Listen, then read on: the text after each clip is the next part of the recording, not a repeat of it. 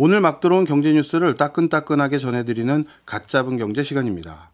머니투데이 방송의 김주영 기자, 매일경제신문의 추동훈 기자, 오늘 두 분 스튜디오에 나왔습니다. 어서 오세요. 안녕하세요. 안녕하세요. 예, 첫 소식은 우리 김 기자님이네요. 네. 야, 전 국민의 노후가 달려져 있는 중요한 결정에 대한 초기안이 나온 것 같습니다. 국회 연금개혁특별위원회 산하 공론화위원회라고 부르던데요. 여기서 국민연금 개혁안에 대한 세부 내용이 좀 나왔다고요. 네, 국회 연금개혁특위 공론화위원회가 오늘 국회에서 기자회견을 열고 지난 8일에서 10일 의제수규단위 워크숍에서 도출한 연금개혁안을 발표했어요. 예. 두 가지 안이 나왔는데요. 쉽게 얘기해서 더 내고 더 받자 안과 더 내고 지금처럼 똑같이 받자라는 안입니다. 네. 현재 국민연금의 보험료율이 9%고 소득 대체율이 2028년까지 서서히 줄어서 40%가 될 예정인데요. 이 두 가지 안 중에서 1안은 9%인 보험료율을 점진적으로 13%로 올리면서 소득 대체율을 50%로 높이는 안이고, 이 안은 보험료율을 10년 내 점진적으로 12%로 올리고 이 소득 대체율을 40%로 유지하는 안이에요. 네. 이 보험료율은 임금 대비 얼마나 보험료를 내느냐 그 비율이고, 소득 대체율은 40년 가입을 전제로 했을 때 생애 평균 소득 대비 은퇴 후 받게 될 연금의 비율을 뜻합니다. 예. 또 기자회견에서는 보험료율과 관련해서 점진적으로 10년 내 점진적으로 이런 표현이 나왔는데, 그만큼 단기간에 급격히 올리지 말자 이런 게 반영됐다고 해석되고 있습니다. 네, 좀 전에 아주 쉽게 설명해 주셨는데, 하나는 더 내고 더 받자, 또 하나는 더 내고 똑같이 받자. 결국 더 내자는 거는 공통점이네요. 그럼 이제 네. 제일 많은 관심사는 도대체 월급 받으면 얼마나 더 내야 되는 겁니까? 이게 제일 고민일 것 같아요. 그렇습니다. 이 월급 받을 때 급여 명세서상 국민연금으로 얼마나 빠지냐 궁금해하실 것 같습니다. 네. 공론화위원회가 제시한 두 가지 개혁안을 보면 모두 지금보다 보험료율이 올라가요. 예. 월급을 300만 원 받는다고 가정하면 지금은 27만 원을 국민연금 보험료로 내거든요. 이 안에 따라서 보험료율이 13%로 올라가게 되면 39만 원을 내고, 이 안에 따라서 12%로 올라가게 되면 36만 원을 내게 되는데요. 이 직장인의 경우에는 회사와 직원이 이거를 반반씩 내게 되고 지역 가입자는 본인이 100% 내는 구조입니다. 네. 그런데 1안과 2안 중 어떤 안이 채택되더라도 1998년 이후 27년 만에 국민연금의 보험료율이 높아지게 되는 겁니다. 네. 어찌 보면 더 내야 된다라는 불편한 진실을 국민들과 같이 논의하기 시작한 것 같긴 한데요.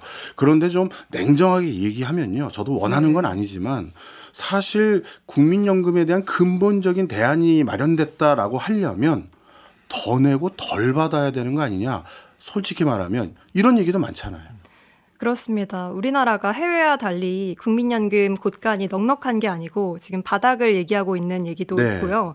그리고 또 2차 베이비붐 세대가 은퇴하기 전에 더 내고 덜 받아야 MZ세대가 나중에 부담을 덜 수 있다는 얘기도 나오고 있어요. 그렇죠. 복지부에 따르면 지금의 보험료율과 소득 대체율을 그대로 유지했을 때 2055년에 국민연금 기금이 고갈될 것으로 보여요. 예. 지난해 말 기준으로 국민연금 기금이 1,035조 원에 이르는데요. 저출산 고령화의 영향으로 낼 사람은 줄고 받을 사람만 늘어나기 때문에 기금 고갈이 불가피한 실정입니다. 예. 이번에 공론화위원회가 제시한 두 가지 안 중에서 보험료율을 13%로 올리는 1안이 채택되면 기금 고갈 시점이 2062년으로 7년 미뤄지고요. 이 안대로라면 2063년으로 8년 늦춰지는데요. 이에 대해서 미래 세대 부담을 줄이기 위해서 더 내고 덜 받자가 빠졌다면서 27년 만에 개혁하는 건데 이 보험료율 오름폭이 너무 크지 않다는 비판의 목소리도 나오고 있습니다. 네. 앞서 국회 연금특위 산하 민간자문위에서 가장 많은 지지를 받은 안은 보험료율을 15% 올리고 소득 대체율을 40%로 유지하는 거였거든요. 예. 그런데 국민 저항을 고려해서 이번에 그 15% 안이 채택되지 않았다는 분석이 나오고 있어요. 조금 전에 말씀 주신 것처럼 27년 만이라고 하셨잖아요. 27년 만에 드디어 한번 손보는 건데 네. 그래서 이 27년 만에 손봐서 기금 소진 기간이 그나마 7년에서 8년 뒤로 늦춰진 겁니다. 요것도 엄청나게 큰 성과라고 해석하는 분들도 계시더라고요. 실제 맞습니까? 네, 일각에서는 큰 폭의 개혁도 분명히 중요한 건 맞지만 이 개혁의 실현 가능성도 중요하다고 보고 있습니다. 전문가들은 이 중요한 것은 현 세대가 받아들일 수 있으면서도 네. 미래 세대의 부담을 줄이는 방법을 찾는 일이라고 강조하는데요. 이게 참 쉽지가 않은 형국이죠. 더 내고 덜 받자가 포함됐다면 아마 지금 당장 국민 저항이 굉장히 극심했을 거라는 해석이 나오고 있습니다. 예. 앞서 지난해 10월이죠. 정부 산하 전문가위원회인 국민연금재정계산위원회는 24개의 시나리오를 담은 국민연금 제도 개선 방향 보고서를 정부에 냈어요. 예. 오지선다도 어려운데 무려 24지선다를 내놓은 거죠. 그런데 24지선다에서 지금 2가지 안으로 추려지면서 예. 그래도 지난해보다는 한 발 더 내딛었다. 방향성은 그래도 잡혔다. 이런 해석도 나오고 있습니다. 네. 이 소득 대체율 올린 내용 이것도 참 눈길이 끄는 부분이긴 한데요. 이 부분은 어떻게 우리가 받아들여야 될까요? 네, 이 연금 개혁에 대해서는 크게 2가지 주장이 있는데요. 하나는 재정 안정성이 더 중요하다. 다른 하나는 연금이 연금 역할을 해야 된다. 보장이 더 잘 돼야 된다. 이렇게 나오고 있습니다. 예. 공론화위원회가 제시한 2가지 안 중에서 1안은 보험료율을 13% 올리고 소득 대체율도 같이 50%로 올리자는 것이거든요. 예. 이 여기에 대해서는 연금의 기본적인 역할, 즉 보장성을 더 강화하자는 주장이 강하게 반영됐다고 볼 수가 있습니다. 예. 국민연금의 소득 대체율은 지난 1988년부터 10년 동안은 70%였는데 기금 고갈 우려가 커지자 점점 줄어들었고 지난해 2023년 기준 42.5%까지 떨어졌습니다. 예. 여기에 매년 0.5%포인트씩 감소해서 2028년에는 40%가 될 예정인데요.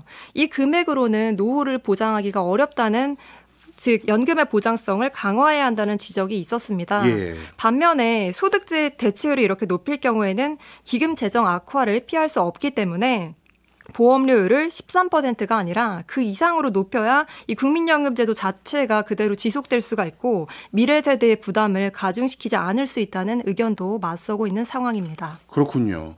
혹시 이번 연금 개혁 안에 방금 말씀 주신 내용들 말고 우리가 네. 또 알아야 될 추가적으로 담긴 내용이 있습니까? 네, 중요한 내용인데요. 국민연금의 가입 연령에 대한 내용이 포함됐습니다. 아. 국민연금 의무가입 상한 연령을 만 64세까지 연장하는 내용이 단일안으로 포함이 됐어요. 예. 지금은 만 59세까지 보험료를 내는데 만 64세까지 납부 기한을 늘리는 겁니다. 또 수급 개시 연령은 지금처럼 만 65세로 유지하는 내용이 포함됐습니다.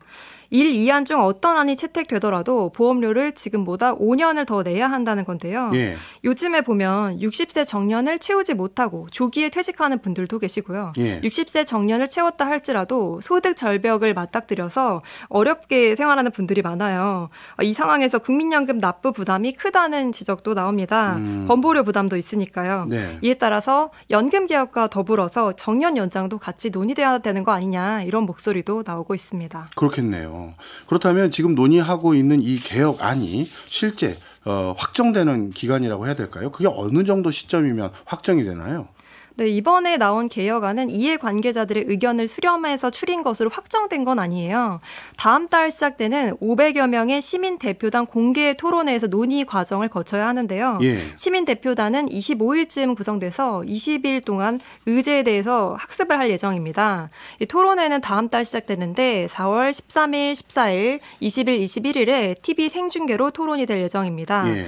이런 공론화 절차가 완료되면요. 공론화위원회가 내용을 정리해서 연금개혁 특위에 보고를 하게 됩니다. 이후에 국회가 총선 이후에 21대 국회 임기가 만료되기 전에 5월 29일까지 최종적으로 연금개혁안을 도출하게 됩니다. 네. 아직까지 확정되려면 조금 절차가 남긴 했네요. 네. 그렇다면 달리 말하면 무산될 수도 있겠네요. 이번 연금개혁 시기가 어떻게 돌아갈지를 봐야 될 것 같은데요. 예. 4월 달에 총선 이슈가 있는데도 불구하고 21대 국회 만기 5월 29일까지 처리하겠다는 걸로 봐서는 예. 굉장한 의지를 드러냈다고 볼 수가 있습니다. 실제로 이 국민연금 개혁은 더 이상 미룰 수 없는 숙제이기도 합니다. 예. 우리나라뿐만이 아니라 해외에서도 많이 주목을 하고 있는데요. 지난해 말 IMF는 보고서를 통해서 한국이 연금 개혁을 하지 않으면 50년 후에 한국의 국내 총생산 즉 GDP의 2배까지 부채가 늘어날 수 있다고 경고했어요. 예. 또 대안으로 국민연금 보험료율을 올리는 방향의 연금 개혁을 권고했습니다. 예. 한국의 연금 보험료율이 지금 9%인데 이게 경제협력개발기구 OECD의 절반밖에 되지 않아요. OECD 가입 국가 중에서 우리보다 보험료율이 낮은 국가는 리투아니아뿐입니다. OECD 평균은 그럼 18%인 거네요? 그렇습니다. 리투아니아는 8.7%예요. 예. IMF는 한국은 은퇴 전에는 급여가 많은데 이 은퇴 후에 연금이 적기 때문에 노인 빈곤율이 가장 높은 수준이라면서 노후 빈곤 완화를 위해서도 연금 개혁이 꼭 필요하다고 강조를 했습니다. 실제로 보건복지부와 통계청이 집계한 자료를 보면 2022년 가처분 소득 기준으로 했을 때 우리나라 65세 노인 인구의 노인 빈곤율이 무려 38.1%를 기록했습니다. 네, 미루기도 쉽지 않겠네요. 알겠습니다.